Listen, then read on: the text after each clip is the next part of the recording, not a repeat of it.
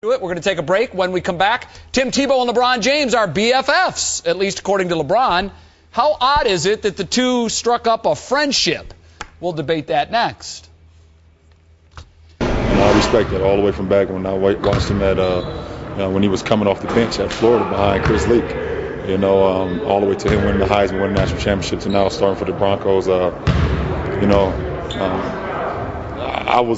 one of those guys that been in those shoes before as well. We're still in that boat where a lot of people doubt you, and you just got to try to prove them wrong. And so I understood a lot what he's going through or what he went through, and it's good to see him succeed now. All right, so LeBron James talking about a mutual friendship with Tim Tebow. Skip, go on this. What do you make of it? Stephen A says about something that's highly amusing to me, that LeBron James would dare to associate himself, even dare to say that he's now friends with a quarterback that you so disrespect. Aren't you ashamed of LeBron for associating with him? I'm trying to imagine something more pathetic than what I just heard. I'm struggling with that, I'll admit it. I remember when LeBron James lost in the finals, and at that time I thought one of the most ridiculous quotes that I had ever heard was when he said, "I'm getting closer. I got swept in the finals a few years ago, and I won 2 games this time around." I just thought it was, I never heard somebody say such a thing, especially somebody with championship expectations and aspirations. However, when you look at this quote, I'm sitting here and I'm going like this. Who doubted LeBron James? Coming out of high school, there was never someone more ballyhooed than him. Right. Ever. Okay? You never went to college. I'm not hating on that. You as great as you are, that you made the choice that you should have made.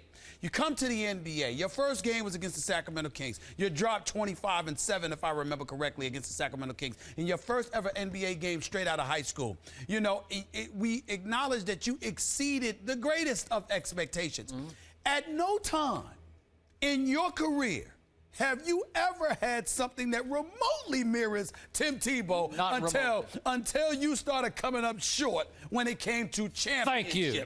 Well said. There is absolutely no comparisons. There's nothing about you that mirrors Tim Tebow. And I hate to sound, maybe I'm getting Stephen A. Bayless here when I'm sitting there going like this. Well, maybe, just maybe you're trying to garner sympathy, dare I say? No, it's not working. Tim Tebow, in my opinion, can't play quarterback yet, okay? You, on the other hand, are not a star.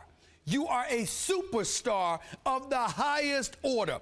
This is just weak because what you're trying to do, in my eyes, is hide behind Tim Tebow, garner some sympathy. Well, maybe, he's the underdog now. We're all against LeBron James. Stop. You're the $100 million baller, okay, who's considered the greatest talent-wise, in the game. You came up short. Stop trying to hide. Handle your business. Stop it. It's pathetic. Well said. I'm going to applaud that. Thank you very much. Beautiful. Interesting points. And I will add a couple more. These two players, LeBron and Tebow, are diametrically opposed. They are the complete flip sides of each other, 180 degrees from each other. Because while I believe that Tebow envies LeBron's talent, his superior talent, the gifts that God gave him, I do believe that LeBron James envies Tebow's clutch gene, if you will, that fourth quarter thing that he has. Because while LeBron is great for about 3.5 quarters, Tebow, as you often point out, can be not so great for 3.5 quarters. But when it is time, by and large, Tebow comes to play when it's time to save the day. And LeBron does not, routinely does not. So I'm wondering if LeBron is drawn to Tebow because he'd like a little bit of that fourth quarter magic to rub off on him, that there's something he could learn from Tim Tebow. Here's the most pathetic part of it all. Back and forth. Here's the most pathetic part of it all. More than anything that I've said already, I actually can't disagree with that. I cannot disagree with what he just said. It's actually plausible, Jay Crawford, may I say. It's actually plausible that LeBron James could be looking at Tim Tebow and looking at the fact that he got it done in the fourth quarter. As much as I would love to take Skip Bayless's comments and throw it in the trash when it comes to something so seemingly asinine, it actually makes perfect sense what he just said. And that makes LeBron James even more. It'll look even more weak.